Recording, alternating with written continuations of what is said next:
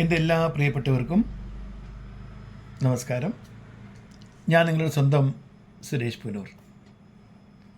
ഇന്ന് വീഡിയോ ആയിട്ട് വരാൻ കുറച്ച് വൈകിപ്പോയി. വേറെ കുറച്ച് കാര്യങ്ങളുണ്ട്, പുറത്ത് പോകേണ്ടി വന്നു. അതുകൊണ്ടാണ് വരാൻ പറ്റാതിരുന്നത്.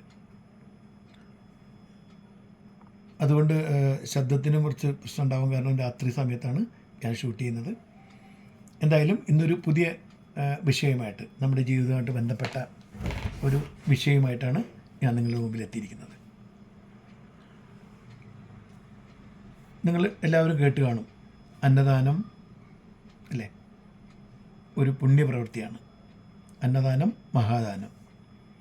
എല്ലാ ദാനധർമ്മങ്ങളിലും, ദാനധർമ്മം എന്ന് പറഞ്ഞാൽ ഏറ്റവും പുണ്യമായിട്ടുള്ള പ്രവൃത്തികളാണ് അല്ലേ ദാനധർമ്മം. ദാനധർമ്മങ്ങളിലും ഏറ്റവും പുണ്യമായിട്ടുള്ള കാര്യമാണ് നമ്മുടെ അന്നദാനം. പക്ഷെ അന്നദാനം നമ്മൾ ചെയ്യുമ്പോൾ അത് ലഭിക്കുന്ന ആൾക്കാർ, നമ്മൾ ആർക്കാണോ ദാനം ചെയ്യുന്നത് അവർ അതിന് അർഹരാണോ എന്ന് നമ്മൾ നോക്കണം. കാരണം നമ്മളത് ശ്രദ്ധിക്കാറില്ല. നമ്മൾ സ്വീകരിക്കുന്ന ആളുടെ ബയോഡാറ്റ നമ്മളുടെ കയ്യിലില്ല, നമ്മളൊന്നും അറിയുന്നില്ല. നമ്മൾ കൊടുക്കണം തോന്നി കൊടുത്തു.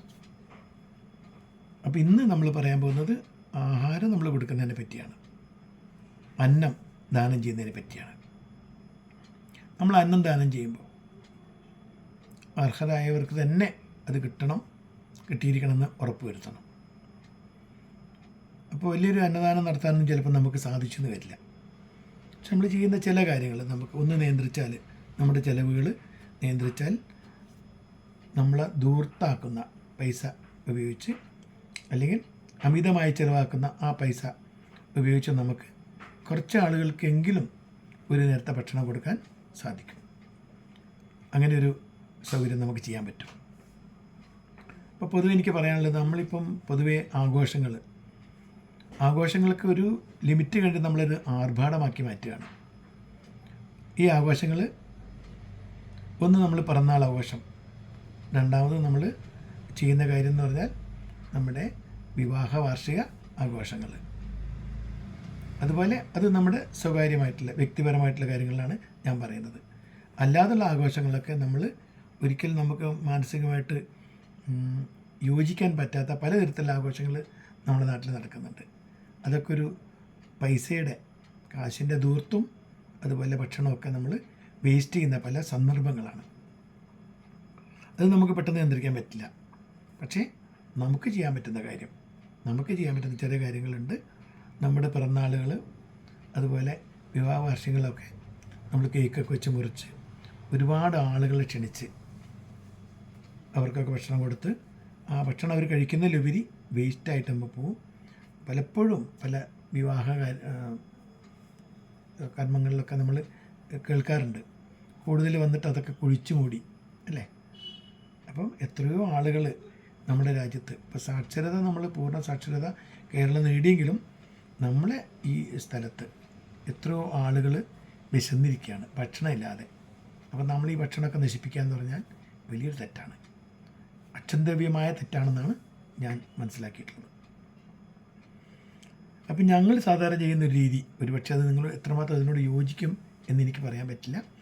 എങ്കിൽ എൻ്റെ അഭിപ്രായത്തിൽ ഞങ്ങൾ വീട്ടിൽ ആരുടെയും എങ്കിലും ഒരു ബർത്ത്ഡേ ആകുമ്പോൾ, പിറന്നാളാകുമ്പോൾ, അല്ലെങ്കിൽ ഞങ്ങളുടെ വിവാഹ വാർഷികമാകുമ്പോൾ, ഞങ്ങൾ പൊതുവേ നമ്മൾ ഈ തീവണ്ടിയിലൊക്കെ യാത്ര ചെയ്യുമ്പോൾ നമുക്ക് അവിടുന്ന് ഭക്ഷണം കിട്ടുന്നൊരു പാക്കേജ് ഉണ്ടല്ലോ, അതൊരാൾക്ക് കഴിക്കാനുള്ളത് വിശപ്പാനുള്ള ഉണ്ട് തീർച്ചയായിട്ടും. അങ്ങനത്തെ കണ്ടെയ്നർ ഞങ്ങൾ വാങ്ങിക്കൊണ്ടുവരും, പ്ലാസ്റ്റിക് കണ്ടെയ്നർ. അതിലും കുറച്ച് ക്വാളിറ്റിയുള്ള നമുക്ക് കിട്ടും. പ്ലാസ്റ്റിക് കണ്ടെയ്നറല്ല, അതിനുള്ളിൽ നമുക്ക് സിൽവർ ഷീറ്റുള്ളത്. അപ്പോൾ അതുകൊണ്ട് വിഷമം ഉണ്ടാവില്ല. നമ്മൾ കൊണ്ടുവന്ന ഭക്ഷണത്തിൻ്റെ പ്രശ്നം ഉണ്ടാകാത്ത രീതിയിൽ കൊണ്ടുവന്നിട്ട് അതിൽ നമ്മൾ ഭക്ഷണം ഉണ്ടാക്കി അതിൽ പാക്ക് ചെയ്യുന്നു, റെയിലിലേക്ക് കിട്ടുന്നതിൽ പാക്ക് ചെയ്യുന്നു. സലാഡോ അതിൻ്റെ കൂട്ടത്തിൽ അച്ചാറോ എല്ലാം ചേർത്ത്, ഒരു കുറച്ചും കൂടി പൈസ ഉണ്ടെങ്കിൽ ചിലവാക്കുകയാണെങ്കിൽ 10 രൂപയുടെ ഒരു വാട്ടർ ബോട്ടിൽ നമുക്ക് കിട്ടും വേണമെങ്കിൽ അല്ലേ. അതും ചേർത്ത് നമ്മൾ റെഡിയാക്കി വെക്കുക. ഒരുപാട് പേര് റോഡ് അരികിലൊക്കെ ഇങ്ങനെ കിടക്കുന്നുണ്ട്. പീടിക തിണ്ണകളിൽ ഒരുപാട് പേര് കിടക്കാറുണ്ട്. അവിടെ ഭക്ഷണമില്ലാതെ ദാരിദ്ര്യം അനുഭവിച്ച് ഉടുതുണിക്ക് മറുതുണിയില്ലാതെ അവരവിടെ കിടക്കുന്നുണ്ടാവും. അപ്പോൾ നമ്മുടെ ആ പിറന്നാൾ ദിവസമെങ്കിലും നമ്മൾ ഇതുപോലെ ഭക്ഷണം ഉണ്ടാക്കി പാക്ക് ചെയ്തിട്ട് അവിടെ അവർക്ക് കൊടുക്കുക. ഓരോരുത്തർക്കും കൊടുക്കുമ്പോൾ വിശന്ന് കിടക്കുന്ന അവർക്ക് ഒരു ഭയങ്കര ഒരു സന്തോഷം ഉണ്ടാവും. നമുക്കൊരു സംതൃപ്തി കിട്ടും. നമ്മളെ കൈകൊണ്ട് ആരെങ്കിലും ഒരു മനുഷ്യന് വിശപ്പെടുക്കാൻ പറ്റി എന്നുള്ളത്. അപ്പോൾ ഇത് കൊടുക്കുന്നതോടൊപ്പം ഇപ്പോൾ ഈ തണുപ്പൊക്കെ തുടങ്ങുമ്പോൾ പല കാലഘട്ടങ്ങളിൽ പല പ്രശ്നങ്ങളൊക്കെ വരുമ്പോൾ തണുപ്പ് വരുമ്പോൾ നമുക്ക് ഓരോ പുതപ്പും അതോടൊപ്പം കുറച്ചും കൂടി പൈസ നമ്മളിടുകയാണെങ്കിൽ കൊടുക്കാൻ പറ്റും. എന്തായാലും ഒരു വർഷത്തേക്ക് അവർക്ക് ആ പുതപ്പ് കൊണ്ട് എത്തിക്കാൻ പറ്റും. ഓരോ പുതപ്പും ഇവർ പത്രം കൊടുക്കുന്നതോടൊപ്പം ഭക്ഷണം കൊടുക്കുന്നതോടൊപ്പം ഓരോ പുതപ്പോട് കൊടുത്തു കഴിഞ്ഞാൽ അവരുടെ ഈ ഒക്ടോബർ മുതൽ തണുപ്പ് തുടങ്ങും. അവിടെ ഒക്ടോബർ ലാസ്റ്റ് നവംബർ ആകുമ്പോൾ നല്ല തണുപ്പ് തുടങ്ങും പൂനെയിലൊക്കെ. അപ്പോൾ ഞങ്ങൾ സാധാരണ അങ്ങനെ ചെയ്യാറ്. അതുകൊണ്ട് കൊടുത്താൽ അവർക്ക് വളരെ സന്തോഷമാവും. ഇനി കുറച്ചുകൂടി പൈസ നിങ്ങൾ ചിലവാക്കാൻ റെഡിയാണെങ്കിൽ ഈ ചൈനീസ് ബ്ലാങ്കറ്റ്സ് കിട്ടും. അത് വളരെ കട്ടി കുറഞ്ഞതാണ്, അതുപോലെ വിലയും കുറവാണ്. അത് ഹോൾസെയിൽ മാർക്കറ്റിൽ നമ്മൾ കുറച്ചധികം എടുക്കുകയാണെങ്കിൽ 10 100 അല്ലെങ്കിൽ 10 50 എടുക്കുകയാണെങ്കിൽ ചുരുങ്ങിയ വിലയ്ക്ക് കിട്ടും. അതവർക്ക് കൊടുക്കുകയാണെങ്കിൽ ആ പാവങ്ങളുടെ വലിയൊരു സന്തോഷമുള്ള കാര്യമാണ് സുഖമായിട്ടുള്ള സമയത്ത് കിടക്കാമെന്നുള്ളത്. അപ്പം അത് അങ്ങനെ ഒരു കാര്യം. അപ്പോൾ അവരെ നമുക്ക് ആ രീതിയിൽ ചെയ്യാൻ പറ്റും. പിന്നെ അതോടൊപ്പം തന്നെ വേറൊരു കാര്യം പറയാൻ ഉള്ളത്, അത് ഇതുമായിട്ട് ബന്ധപ്പെട്ടല്ലെങ്കിലും നമ്മൾ ചെയ്യേണ്ടതായിട്ട് കാര്യം, നമ്മുടെ പഴയ വസ്ത്രങ്ങളുണ്ട്, നമ്മൾ ഉപയോഗിക്കാതെ എത്രയോ കാലമായിട്ട് ഉപയോഗിക്കാതെ പുതിയ വരുമ്പോൾ നമ്മൾ എടുത്തുകൊണ്ടിരിക്കും, പഴയത് അവിടെ കൂട്ടി വെക്കും. അത് വെറുതെ ഇസ്തിരിട്ട് അല്ലെങ്കിൽ അടിക്ക് നമ്മൾ വെച്ചിട്ടുണ്ടാവും ആർക്കും കൊടുക്കാതെ. പറ്റുമെങ്കിൽ ആ വസ്ത്രം കൊണ്ട് കയ്യിലെടുക്കുക.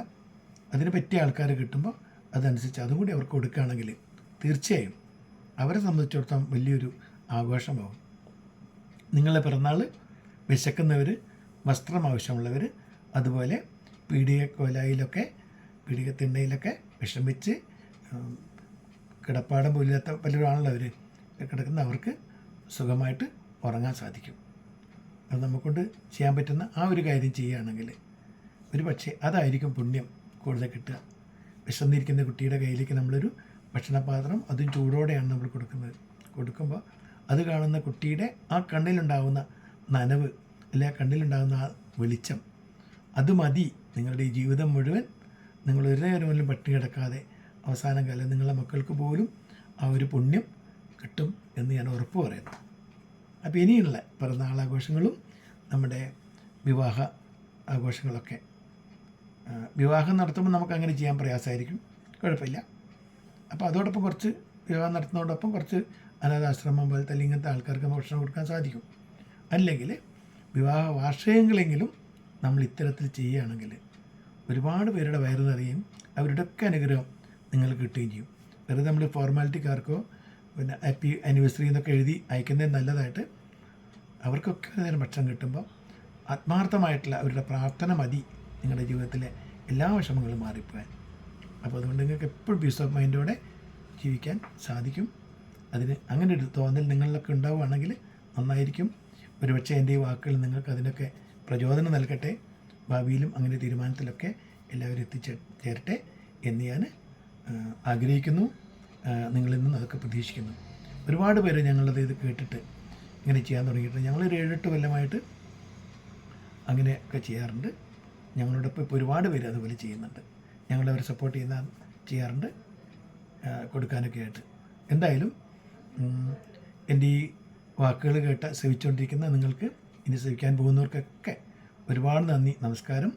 എൻ്റെ ഈ യൂട്യൂബ് ചാനൽ സബ്സ്ക്രൈബ് ചെയ്തവർക്കും ലൈക്കും കമൻറ്റും ഇടുന്നവർ എല്ലാവർക്കും ഒരുപാട് നന്ദിപൂർവ്വം നിങ്ങൾക്ക് സ്മരിക്കുന്നു. നിങ്ങളൊക്കെ സഹകരണം മേലിലും ഉണ്ടായിരിക്കണം. എല്ലാവർക്കും നല്ലൊരു ശുഭരാത്രി നേരുന്നു. Signing off, Suresh Poonoor, Pune.